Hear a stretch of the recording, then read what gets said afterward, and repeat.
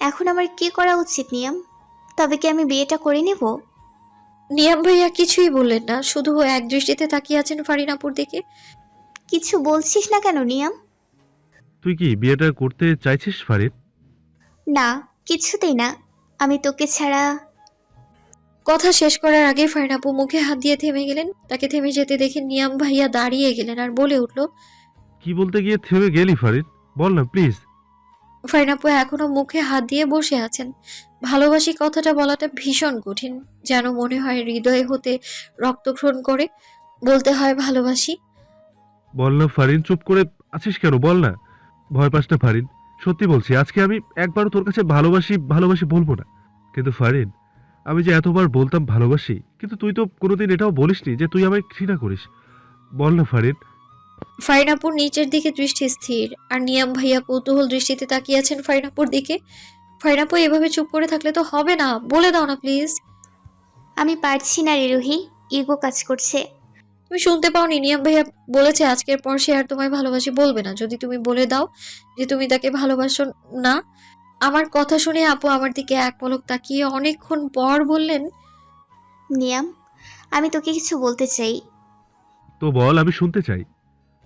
নিয়াম, I love. বলতে গিয়ে থেমে গেলেন। আপু বলে দাও, সাহস রাখো মনে, নয়তো তুমি তোমার প্রিয় মানুষকে হারিয়ে ফেলবে আপু। সাথে সাথে আপু আমার দিকে তাকিয়ে বলে ফেললো। I love you Niyam. বলেই আপু কেঁদে দিল। সাথে সাথে নিয়াম ভাইয়ার চোখ খুশিতে জলজল করে উঠল। একটা সময় যাকে অবহেলা করতেন, আজ তাকেই ভীষণ রকম ভালোবাসে। নিয়াম ভাইয়া বললেন। আমিও তোকে ভালোবাসি ফারিন, খুব বেশি ভালোবাসি। কিন্তু এখন কি করব আমি নিয়াম? আমার তো কালকেই বিয়ের অনুষ্ঠান, আজকে রাতে গায়ে হলুদ। আমি থাকতে তা কোনো দিনও হতে পারে না। কিন্তু কিভাবে নিয়াম? পালিয়ে যাওয়া ছাড়া কোনো রাস্তা খোলা নেই। তুমি পালিয়ে বিয়ে করতে চাও ফারিন? কি বলছো তুমি ফারিন? নয়তো কি করব নিয়াম? এছাড়া কোনো রাস্তা নেই। আমি আমার আব্বুর মুখের ওপর কিছু বলতে পারবো না। কিন্তু তাই বলে কি পালিয়ে বিয়ে করব? কখনোই না। আমার কিন্তু কেন করবে না নিয়াম? পালিয়ে বিয়ে করলে সমস্যা কি বলো? জানতে চাই আমি। এটা আপনি কি বলছেন নিয়াম ভাইয়া? বুঝতে পারছেন আজকে ফারিনাপুর গায়ে হলুদ আর কালকে বিয়ে? এই মুহূর্তে পালিয়ে যাওয়া ছাড়া অন্য রাস্তা হলো আপনাদের দুজন দুজনের থেকে আলাদা হয়ে যাওয়া। রোহি ঠিকই বলেছে নিয়াম, তুমি বোঝার চেষ্টা করো। আমি জানি তুমি ভালো ছেলে, আর ভালো ছেলেরা পালিয়ে বিয়ে করে না। কিন্তু তুমি তো পরিস্থিতির শিকার। প্লিজ না করো না। জানতে চাও? তাহলে শোনো, আমার ড্যাড পালিয়ে বিয়ে করেছিল। তাও কোন পরিস্থিতিতে দাঁড়িয়ে জানো? তোমার আমার চেয়েও খারাপ পরিস্থিতি ছিল। বিয়ের দিন বিয়ের আসর থেকে পালিয়ে যায় মম আমার ড্যাডের সাথে। তারপর থেকে তারা দুজনে দুজনের ফ্যামিলি থেকে আলাদা হয়ে যায়। আমার নানা বাড়ি কোথায় আমি এখনো জানি না। আমার দাদু বাড়ি ঢাকাই, কিন্তু আমার ড্যাডের বিয়ের পর মেনে না নেয় দুজনেই ফ্যামিলি ত্যাগ করেছেন। মম মারা যাওয়ার পর আমার বলতে শুধু ড্যাডই আছে, আর কোনো রিলেটিভ নেই আমার। আমার কষ্ট আমি বুঝি, তোমাদের হয়তো বুঝতে আমি অক্ষম। তাই ফারিন, আমি চাই আমার ভবিষ্যৎ সন্তানেরা যেন আমার মতো ফ্যামিলিহীনা না হয়। বাবা মা ছাড়াও সন্তানের সবারই প্রয়োজন আছে। তাই আমি কখনোই চাই না আমরা পালিয়ে বিয়ে করি। তবে কি আমরা বিয়েই করব না নিয়াম? হ্যাঁ করব, অবশ্যই করব, কিন্তু সবাইকে জানিয়ে। আমার বিশ্বাস, আমার ভালোবাসা যদি খাঁটি হয়, আমরা জিতবই। সত্যি? হ্যাঁ, সত্যি। তাহলে এখন করবোটা কি? হাতে সময় তো অল্প, কিছু তো করতে হবে। হ্যাঁ অবশ্যই, আমি ফারিনের বাবার সাথে দেখা করতে চাই। আজকে বিয়েটা ভেঙে দিতে হবে। তোমার মাথা ঠিক আছে নিয়াম? তুমি আমার বাবাকে চেনো না, সে যা বলে তাই করে। মহিন চৌধুরীর রাগ সম্পর্কে তোমার কোনো ধারণাই নেই নিয়াম। আমাকে মেরে ফেলবে। আমার বিশ্বাস এতটুকু ঠুনকো হতে পারে না ফারিন। হয় জিতবো, নয়তো আমি আর কাউকে চাই না। ভালোবাসার মানুষকে জয় করতে হলে অনেক কঠিন পথ অবলম্বন করতে হয়, আর সেই পথের প্রতিটা রাস্তা কাঁটাযুক্ত। ভীষণ কঠিন রক্তক্ষরণ হয় মনে। রেস্টুরেন্টে খাওয়া দাওয়া শেষ করে একটা নীল রঙের প্রাইভেট কারে বসে বাসার সামনে এলেন ফারিনাপু আর নিয়াম ভাইয়া। আমাকে রিকশায় উঠিয়ে দিয়েছে, নয়তো তাদের সাথে দেখলে আমার সন্দেহ করবে, হাজারটা প্রশ্ন করবে। তাই ফারিনাপু তার বিপদ আমার উপর তুলে দিতে চায় না। আমি রিকশায় গিয়ে তাদের আগে পৌঁছে গেলাম এবং তারা ধীরে ধীরে এসে বাসার সামনে দাঁড়িয়ে নিয়াম ভাইয়া ফারিনাপু হাতটা শক্ত করে ধরে এগোলেন বাসার দিকে। অনেকটা সাহস, অনেকটা অনিশ্চয়তা নিয়ে মহিন চাতুর সামনে ফারিনাপুর হাত ধরে দাঁড়ালেন নিয়াম ভাইয়া। বাসায় এখনো সব গেস্টরা আসেনি, কিন্তু কিছু কিছু এসেছে। মহিন চাচু সোফায় বসে পেপার পড়ছিলেন। নিয়াম ভাইয়াকে ফারিন আপুর হাত ধরা দেখে দাঁড়িয়ে বললেন, এই ছেলে, কে তুমি? ফারিনের হাত কেন ধরেছো? মহিন চাচুর ধমক শুনে ফারিন আপু নিয়াম ভাইয়ার পেছনে লুকালেন। নিয়াম ভাইয়া ফারিন আপুর হাতটা শক্ত করে ধরে বললেন, একটু শান্ত হয়ে বসুন প্লিজ। আমি তেমন রাগী ছেলে না। আপনার সাথে রাগে পেরে উঠতে পারবো না আঙ্কেল। তুমি আমার মেয়ের হাতটা আগে ছাড়া বলছি। অসভ্য ছেলে, কালকে ওর বিয়ে, পাত্রপক্ষ আংটি পরিয়ে গেছে, আর তুমি ওর হাত ধরে বসে আসো? ছাড়া বলছি। সরি আঙ্কেল, এই হাতটা আমি ছাড়ার জন্য ধরিনি। কত বড় সাহস, আমার মুখের উপরে কথা বলছো তুমি? সরি আঙ্কেল, প্লিজ মাথা ঠান্ডা করে কথা বলি। আমি অবাক হচ্ছি চাচু এতটা খারাপ বিহেভ করছে, কিন্তু নিয়াম ভাইয়া সম্পূর্ণ শান্ত কণ্ঠে ভদ্রতা বজায় রেখে কথা বলছেন। এর মাঝেই রানা ভাইয়া চলে এলেন। এসে সে মহিন চাচুকে থামিয়ে বললেন, শান্ত হও আব্বু, কি হয়েছে আগে বুঝি তারপরে কথা বলি। বাসায় অনেক গেস্ট আছে, খারাপ ভাববে। তোমার সাথে এটা কে ফারিন আপু? রানা ভাইয়া বিষয়টা বুঝতে না পেরে ফারিন আপুকে প্রশ্ন করলেন, কিন্তু উত্তরটা দিল নিয়াম ভাইয়া। সে বলল, তুই রাউরাপ তো? জি আমি রাউনাফ, কিন্তু আপনি কে? আমরা বসে কথা বলি। জি অবশ্যই। রানা ভাইয়া শান্ত ছেলেই, কিন্তু শুধু আমার সাথেই অশান্ত। নিয়াম ভাইয়া ফারিন আপুর হাত ধরে সোফায় বসে পড়লেন। ড্রয়িং রুমে শুধু ফ্যামিলি মেম্বার, মানে আমার আব্বু, চাচু, রানা ভাইয়া আর আমি কোনোরকম দরজার কাছে দাঁড়িয়ে সবকিছু পর্যবেক্ষণ করছি। আর আম্মু আর বড় মা গেছে শপিং এ। আপনার পরিচয়টা জানতে পারি ভাইয়া? কে আপনি? ফারিন আপুকে কিভাবে চেনেন? আমি নিয়াম মির্জা। আমার বাসা ঢাকায়। ফারিন আর আমি একসাথে আমেরিকা থেকে ডাক্তারি শেষ করে ফিরেছি। আমরা দুজন বন্ধু, কিন্তু এই বন্ধুত্বকে আমরা ভালোবাসায় পরিণত করতে যাচ্ছি। সবচেয়ে বড় কথা, আমরা দুজনকে ভালোবাসি। আর শাট আপ! তোমার সাহস কত বড়! তুমি আমার মেয়ের ব্যাপারে এমন বলছো কি করে? আরে ভাইয়া, রেগে যাচ্ছ কেন? আগে শুনি বিষয়টা, তারপর সিদ্ধান্ত নেই। আব্বু প্লিজ, আমি দেখছি বিষয়টা। ফারিন আপু চাচুর ধমকিতে কেঁদে উঠল। কেঁদো না ফারিন আপু, তোমার কান্না দেখলে আমার কষ্ট হয়। প্লিজ ফারিন, কান্না করো না। আমি বলছি তো, আমার থেকে তোমাকে কেউ আলাদা করতে পারবে না। আচ্ছা নিয়াম, তোমার বাসায় কে কে আছে? আমি আর আমার বাবা। আর মম আমার জন্মের সময় মারা গেছে। তোমার বাবা কি করেন? আমার বাবা একজন ডক্টর। আচ্ছা, তুমি চাইছোটা কি নিয়াম? আমরা চাইলে পালিয়ে বিয়ে করতে পারতাম, কিন্তু করিনি। আমার মম ড্যাড পালিয়ে বিয়ে করায় তারা দুজনের পরিবার ছাড়িয়েছে। তাই আমি চাই না ফারিন তার পরিবার হারাক। তাই আমি চাচ্ছি আপনারা আমাদের মেনে নিয়ে কালকের বিয়েটা ভেঙে দিন। এটা কখনোই সম্ভব না। আমার মেয়ের বিয়ে আমি কিছুতে ভাঙবো না। কথাটা শুনেই ফারিন আপু আবারও কেঁদে উঠল। থামো আব্বু, আমি আর রওশন চাচু কথা বলছি, তুমি প্লিজ থামো। ফারিন মা, তুমি কি নিয়ামকে চাও? ফারিন আপু চুপ হয়ে আছেন। চাচুর প্রশ্নের উত্তর দাও ফারিন আপু। বলো ফারিন, আমি থাকতে ভয় নেই। হ্যাঁ চাচু, আমি নিয়ামকে ছাড়া অন্য কাউকে বিয়ে করতে পারবো না। কি, তোর এত বড় সাহস? তুই আমার সিদ্ধান্তের উপরে কথা বলিস? বলেই মহিন চাচু ফারিন আপুর দিকে তেড়ে যেতেই রাওনা ভাইয়া তাকে থামিয়ে দিলেন। আমাকে ছাড় বলছি রাওনা। আজকে আমি এই ফারিনকে মেরে ফেলবো। শান্ত হও আব্বু প্লিজ। কখনো কখনো সন্তানের কথাও ভাবতে হয় আব্বু, তার খেয়াল খুশি ধরে রাখতে দিতে হয়। ফারিন আপু নিয়াম ভাইকে ভালোবাসে, আমি চাই তুমি ফারিন আপুর সিদ্ধান্তে সম্মতি দাও। তুই এটা কি বলছিস রাওনা? ফারিনের আন্টি পরানো হয়ে গেছে, কালোর বিয়ে। আমি ঠিকই বলছি আব্বু, আমরা তাদের আংটি ফেরত দিয়ে দেব। হ্যাঁ ভাইয়া, রাওনা ঠিকই বলেছে। এটা সম্ভব নয়। ভালোবাসার মূল্য দিতে শেখো আব্বু, ভালোবাসা কেড়ে নিতে নয়, হোক সেটা নিজের ছেলে মেয়ে বা অন্যের ছেলে মেয়ে। ভালোবাসার মূল্য? রাওনা ভাইয়ার মুখে কথাটা শুনে যেন অবাক হলাম আমি। তবে কি রাওনা ভাইয়াও ভালোবাসার মূল্য দিতে জানে? আব্বু আর রাওনা ভাইয়া অনেক বোঝানোর পর চাচু নিয়াম ভাইয়া আর ফারিন আপুর বিয়েতে সম্মতি দিলেন, আর কালকে বিয়েটা ভাঙতে রাজি হলেন। সবকিছু এতটা সহজভাবে হয়ে যাবে ভাবতেই পারিনি। ভালোই হয়েছে, ফারিন আপু নিয়াম ভাইয়া দুজনের মুখে হাসি ফুটে উঠলো এবার। নিয়াম ভাইয়া কালকে তার বাবাকে নিয়ে বিয়ের কথা পাকাপোক্ত করতে আসবেন, এটা বলেই চলে গেল। সবাই যার যার রুমে চলে গেল। আমিও ফারিন আপুর সাথে অনেক কথা বলে খুশিতে লাফাতে লাফাতে রুমের দিকে রওনা হলাম। রুমের সামনে যেতে হ্যাচকাটারে রুমের দরজা লক করে কেউ আমাকে দরজার সাথে চেপে ধরতেই চিৎকার দিয়ে উঠতে মুখ চেপে বন্ধ করে রাখলেন। চোখ খুলে তাকাতেই দেখি, ও মা, এ তো দেখি রাওনা ভাইয়া। যাক বাবা, বাঁচলাম। ভাবলাম কে না কে, ভাইয়ার হাতটা ছাড়ানোর চেষ্টা করে অনেকক্ষণ পর নিজে থেকে ভাইয়া হাতটা সরিয়ে নিলেন। আমাকে দরজার সাথে চেপে ধরে তাকিয়ে আমার পা থেকে মাথা অবধি পর্যবেক্ষণ করছেন। রানা ভাইয়া তার হাতটা সরাতেই আমি শ্বাস নিয়ে উঠলাম জোরে। আরে এমন কিডন্যাপের মতো আমায় কেন আনলেন? ভয় পেয়েছিলাম না আমি? ভাইয়া কিছু না বলে ভ্রুকুচকে আমার দিকে তাকিয়ে আছেন। তাই দেখে আমি বললাম, সমস্যা কি? কিছু বলছে না যে রানা ভাইয়া? ওরে বাবা ছাড়ুন, এভাবে চেপে ধরেছেন কেন? মেরে ফেলবো তাই?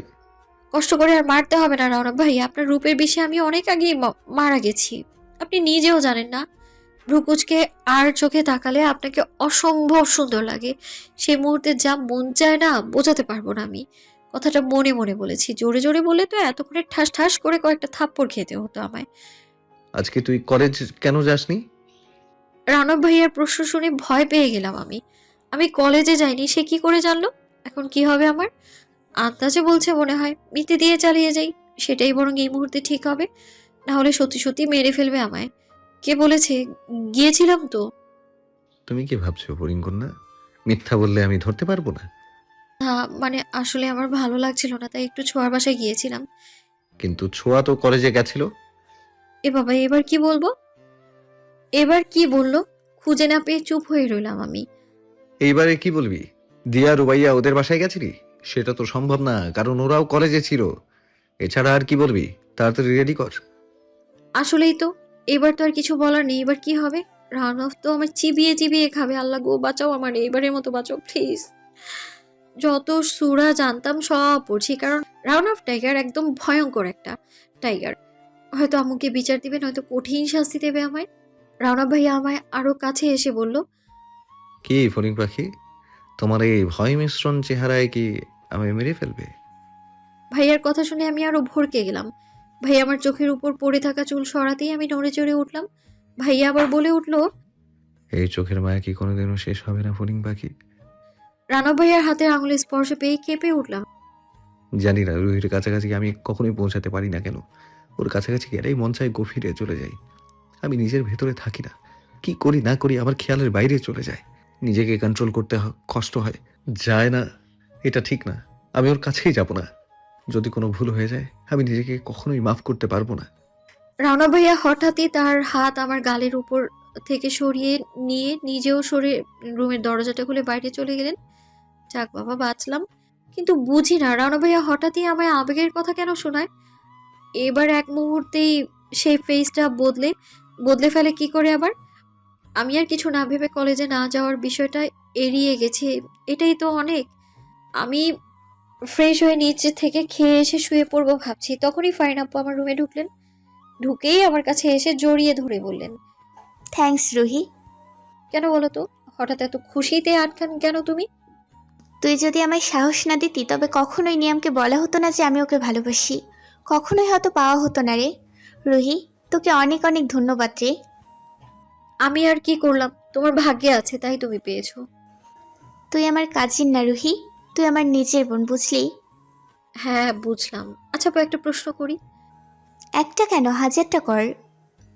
তুমি তখন বুঝতে পেরেছিলে যে তুমি নিয়াম ভাইয়াকে ভালোবাসো? দূরত্ব। দূরত্ব কি ভালোবাসা বোঝায়?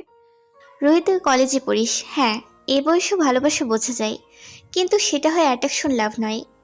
একদিন কাউকে হয়তো ভালোবাসতে পারিস, তখনই তুই যে তাকে ভালোবাসিস সেটা নিশ্চিত হওয়ার জন্য তাকে হুটহাট করে ভালোবাসি না বলে তার থেকে দূরে চলে যাবি।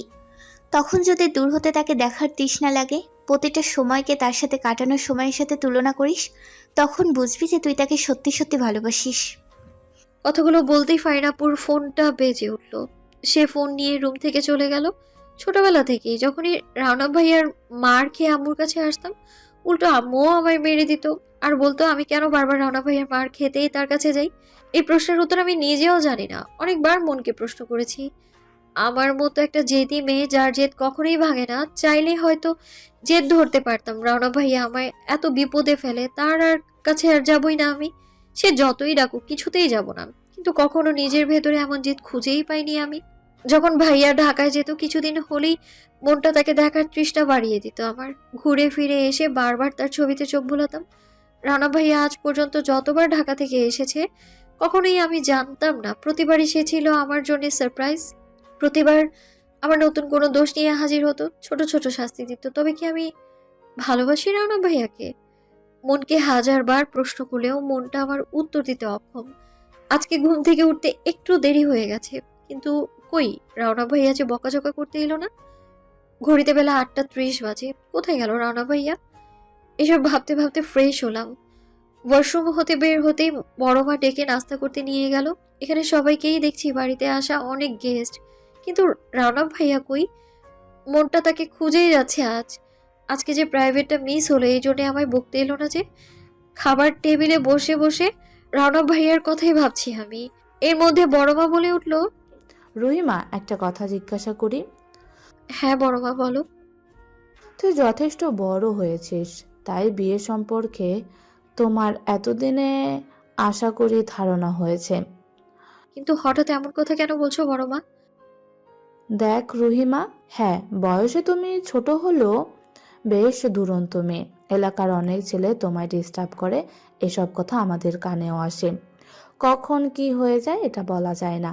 তাই আমরা চাচ্ছি ফারিনের আংটিটা আমরা ফেরত দিব না। এত ভালো ছেলে কোথাও পাবো না।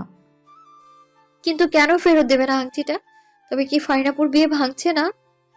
হ্যাঁ, বিয়ে হবে কিন্তু ফারিনের সাথে নয়। তবে কার সাথে বড় মা?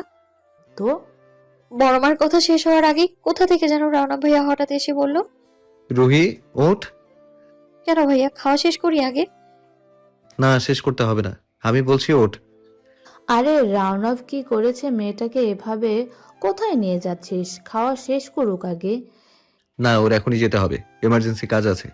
বলেই রণব ভাইয়া আমার হাত ধরে চেয়ার থেকে উঠিয়ে নিলেন। কি করছো ভাইয়া, খাওয়া শেষ করি। একদম চুপ। ভাইয়া বেসিনে নিয়ে পানি ছেড়ে নিজে আমার হাতটা ভালোভাবে ধুয়ে দিয়ে টিস্যু দিয়ে মুখটা মুছে গেটের বাইরে পা বাড়ালেন। সাথে সাথেই বড় মা বলল, কি করছিস রাউনভ? আজকে রুহি ওই ছেলের সাথে?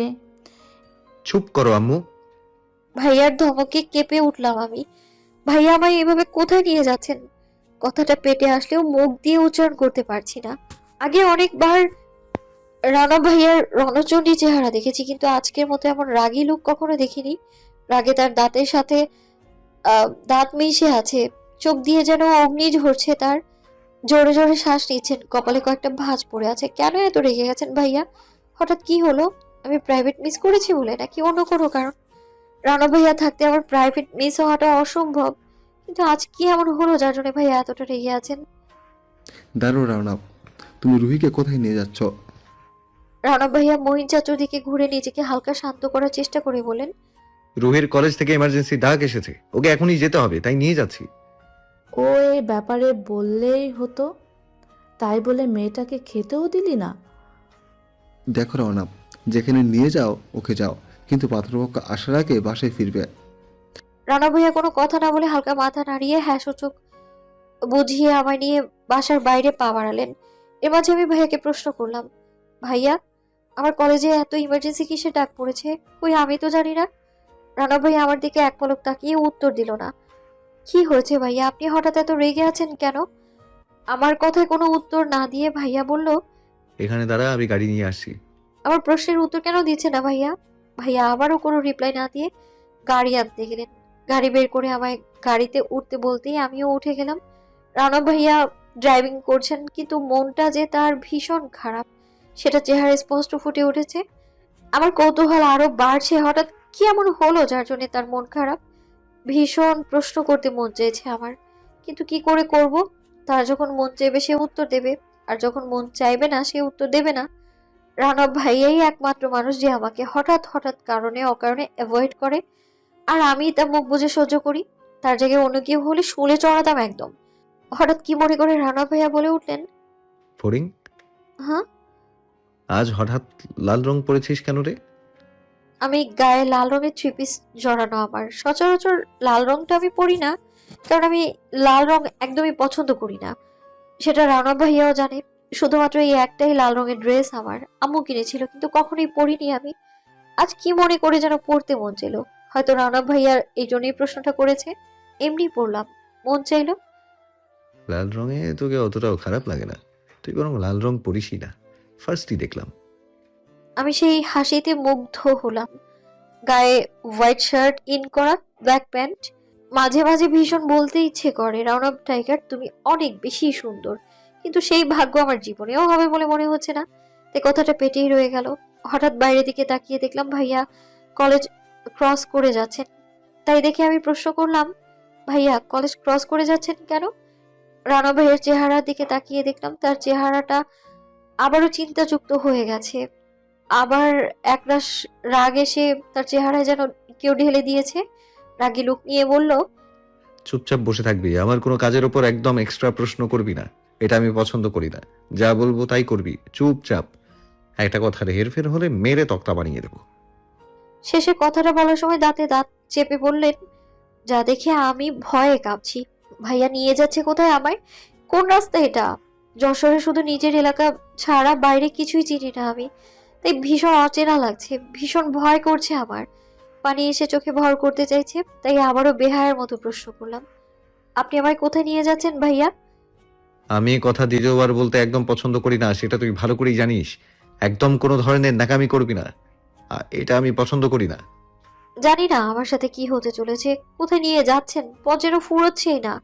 রানা ভাইয়াকে আমি বিশ্বাস করি, কিন্তু তবুও কেন যেন মনটা কুড়াচ্ছে আমার। কেন যেন মনে হচ্ছে খারাপ কিছু হতে চলেছে। নিজের অজান্তেই চোখে পানি এসে গেছে। হাজারো প্রশ্ন ঘুরছে আমার মাথায়। অদ্ভুত লেগেছে চাচুর মুখে পক্ষ আসার কথাটা শুনে। আরো অদ্ভুত লেগেছে বড় মার বিয়ে নিয়ে আমার সাথে আলোচনা করা দেখে। তার উপর রানা ভাইয়ার বর্তমান আমাকে যেভাবে হঠাৎ নিয়ে আসলো সবার সামনে, তার উপর তার চিন্তিত চেহারা আমায় কৌতূহল ধরিয়ে দিয়েছে মনে। হাজারটা প্রশ্ন যার কোনো উত্তর আমার কাছে নেই। আমি জানি না আমার সাথে আজ কি হতে চলেছে, হয়তো খারাপ কিছু। পথ যতটা যাচ্ছে আমার চিন্তা বেড়ে যাচ্ছে। মনের ভেতরে প্রশ্নের উত্থান পাথান চলছে। কি যেন ভেবে বারবার কান্না পাচ্ছে আমার। আমি চোখের জলকে যথেষ্ট আটকানোর চেষ্টা চালাচ্ছি। রানা ভাইয়ার কপালে গভীর চিন্তার ভাঁজ। চুপচাপ ড্রাইভিং করে যাচ্ছেন। হঠাৎ গাড়ি গিয়ে থামলো একটা টিনের বাউন্ডারি করা বাড়ির সামনে। ভাইয়া আমায় নামিয়ে দিয়ে গাড়ি সাইডে রেখে গাড়ি লক করে গাড়ি থেকে বের হয়ে আমার দিকে এক পলক তাকিয়ে হাতটা ধরে বলল, চল। কোথায় নিয়ে এসেছেন আমাকে ভাইয়া? ভাইয়া আমার দিকে আবারও রাগী দৃষ্টিতে তাকিয়ে বললেন, আমার কিন্তু মাথাটা অনেক গরম আছে ফরিং, আমি চাই না সেই প্রভাব তোর উপর পড়ুক। কোনো কথা না বলে চুপচাপ চল। আমি কি করব বুঝতে পারছি না। বারবার নিজেকে আশ্বাস দিচ্ছি রানা ভাইয়া থাকতে আমার ভয় নেই, কিন্তু কেন জানি না আমি হঠাৎ ঘামছি। মনে সংশয়, কি হয় না হয়। দোতলা একটা ঘরের সামনে দাঁড়ালেন ভাইয়া। আমার দিকে তাকিয়ে বললেন, মাথায় কাপড় কই? আর চুলগুলো এইভাবে খোলা কেন রেখেছিস? খোপা কর, তারপর মাথায় কাপড় ওঠা। কিন্তু ভাইয়া আমি তো চুলে খোপা করতে পারি না, আম্মু করে দেয়। এখনো চুলের খোপা করতেই পারে না, সে নাকি আবার সংসার করবে।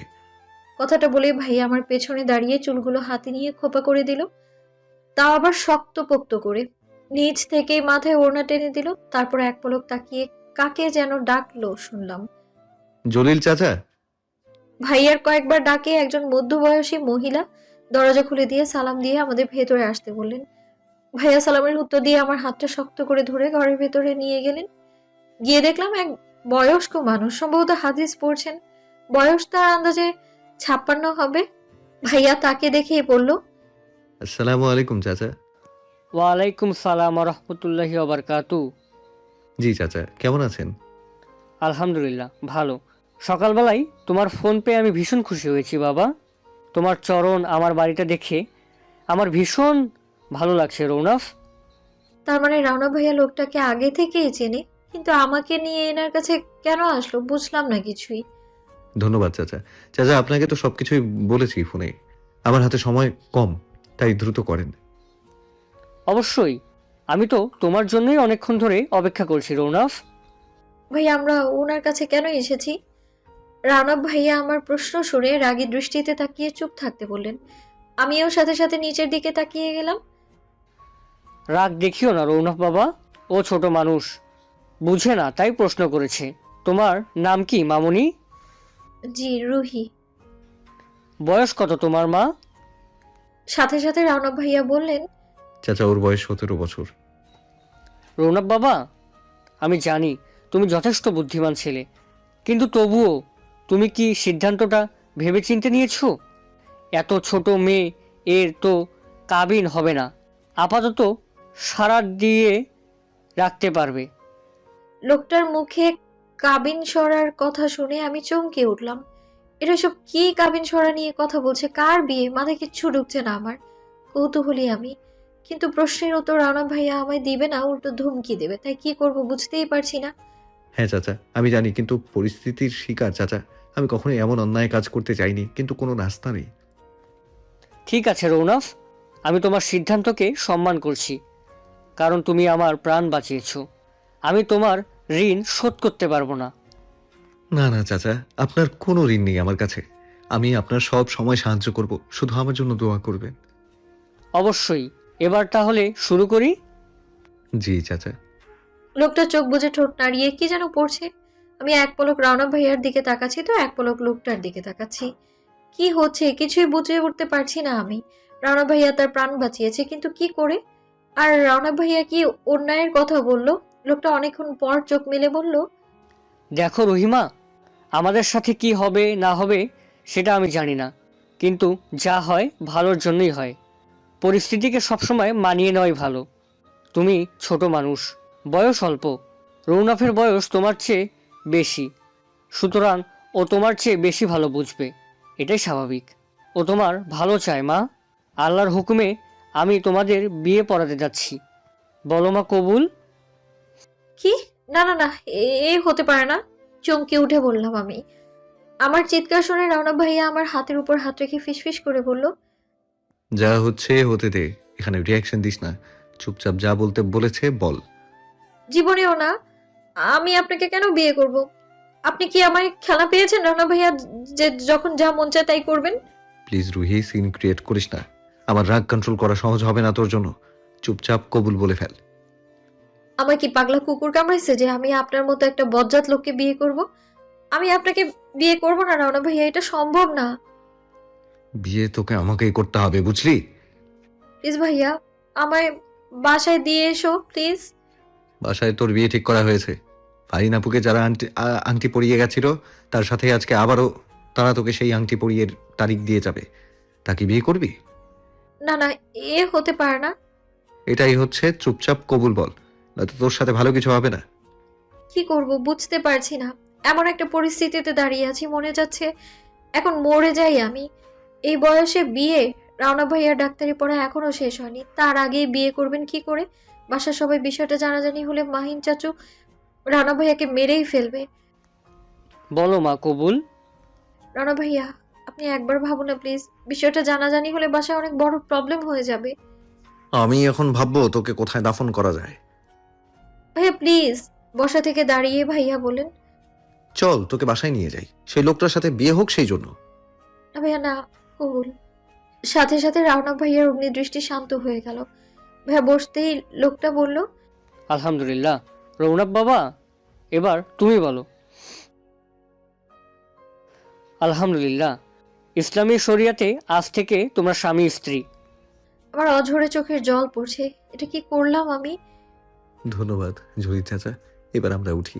আপনার উপকার ভুলবো না। বিষয়টা সম্পূর্ণ গোপন রাখবেন please.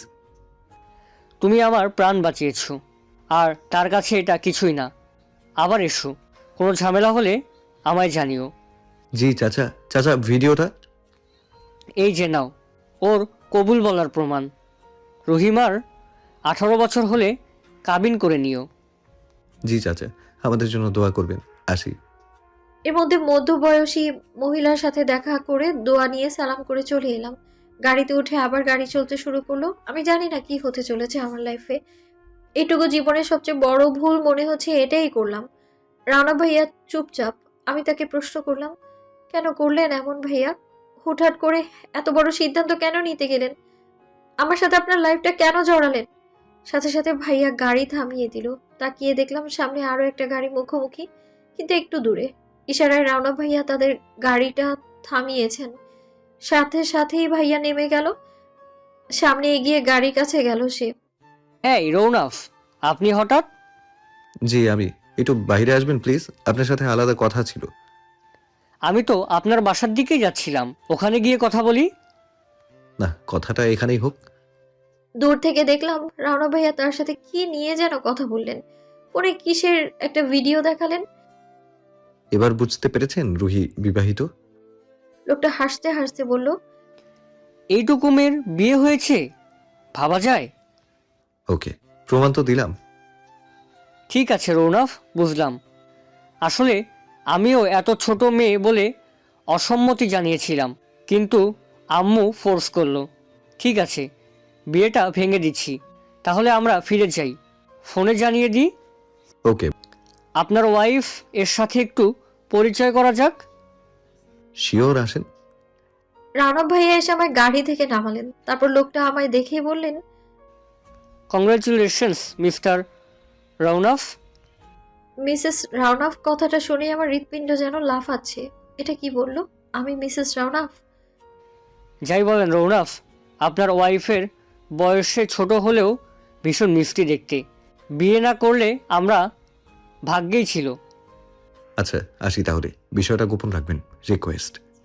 G, bye. Okay, by.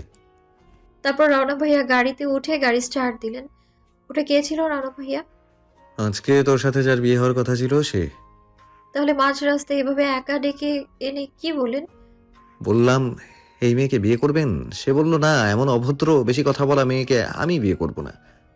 একদম অপমান করবেন না বলে দিচ্ছি। এরকম কেন বলবে? আমি মোটেও অভদ্র নই। তুই যে কত ভদ্র তা আমার জানা আছে। আপনাকে যে কেন বিয়ে করলাম, লাইফটাকে একদম হেল করার ইচ্ছে ছিল, অন্যভাবে করতে পারতাম আমি। সাথে সাথে গাড়ি থেমে যেতে ধাক্কা খেলাম একটা।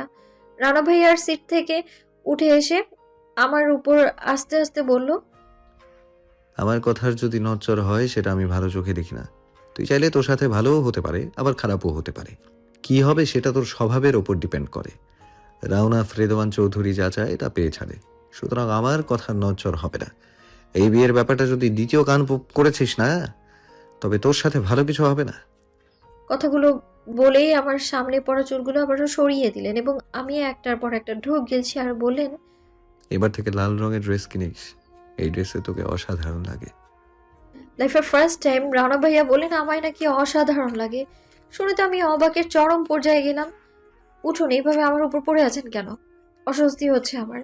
সাথে সাথে রানা ভাইয়া মুচকি হেসে উঠে সিটে বসে ওনার বোতলটা এগিয়ে দিয়ে আমায় পানি খেতে বললো। আমিও পানি খেয়ে নিলাম। তারপর বোতলটা রেখে দিল, আবার গাড়ি স্টার্ট দিল।